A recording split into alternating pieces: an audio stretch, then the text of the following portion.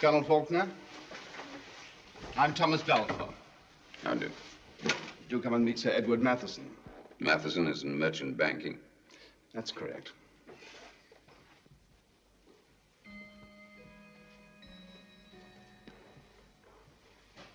Faulkner? What do I call you? Sir Edward? You do. You drink whiskey, I believe. Soda or water? Large and straight, thank you.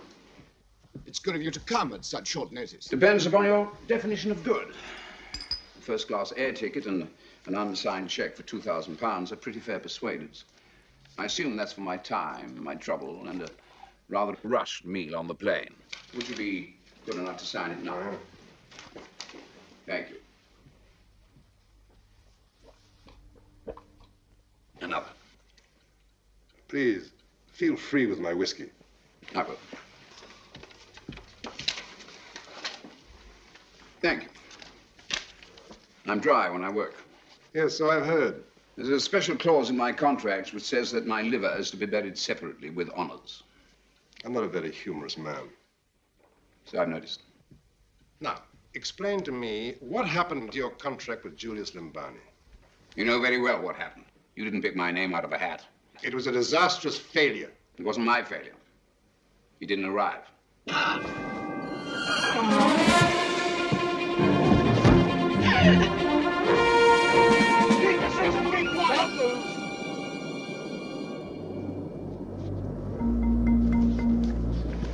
Mr. Limbane, I'm sorry to interrupt your nap. We're going to divert the plane. An old friend of yours is waiting to see you. Just sit quietly. Now, look, that was 2 years ago. I got your autograph, Sir Edward. Why? Copper. Copper. Now, let's see if I can put all the pieces together, just for the exercise. General Ndofa, one of the most corrupt dictators in Africa, deposes Limbane as head of state. Now, do you mind if I cut through all this?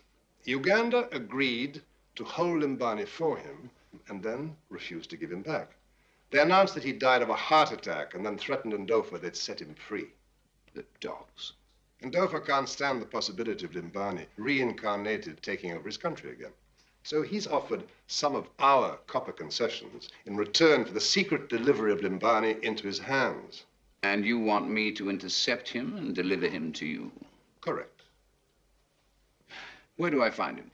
He's to be moved across the border and taken to an army barracks at Zimbala. Now, Ndofa will leave Kurundi on the same day and personally execute Limbane and scatter his ashes. Any questions? For the moment, just two. First, how soon can you confirm the exact date of Limbane's arrival in Zimbala? 7 days before. That's guaranteed. Good. Now, two, can you hold General Ndofa in Kurundi while I'm grabbing Limbane? That can be arranged.